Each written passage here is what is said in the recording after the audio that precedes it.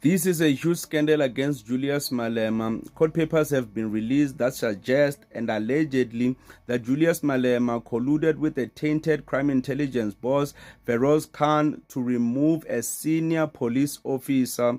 And I'm just wondering if it was for a good reason. What if that police general was tainted himself and Julius Malema was doing the right thing? At the moment, there are no further details, but this is a huge blow for Julius Malema. Details of the relationship between Malema and Khan are contained in an affidavit released by Madlanga Commission investigator Tshepo Nyatlo. In a recent interview on 702, Malema described Khan as a comrade he knew from his African National Congress days. The EFF leader had previously maintained that there is no impropriety in his relationship with Khan. However, the affidavit by Nyatlo suggests otherwise.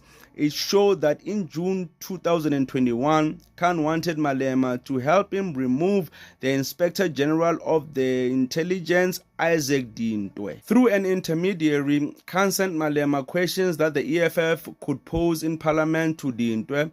The questions were intended to catch Dintwe in a lie. In the same month, Malema requested information about a police complaint that was opened against him in the VBS Mutual Bank saga. Khan gave Malema the details of the police case, including the name of the complainant and their home address.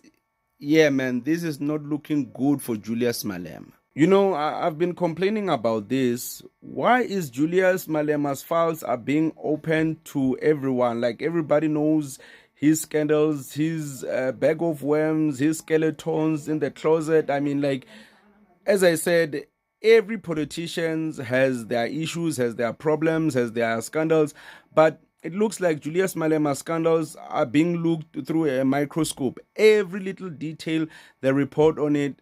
Maybe it gets clicks for the news people. Maybe people just want Julius Malema to go down, or maybe it's because it's election season.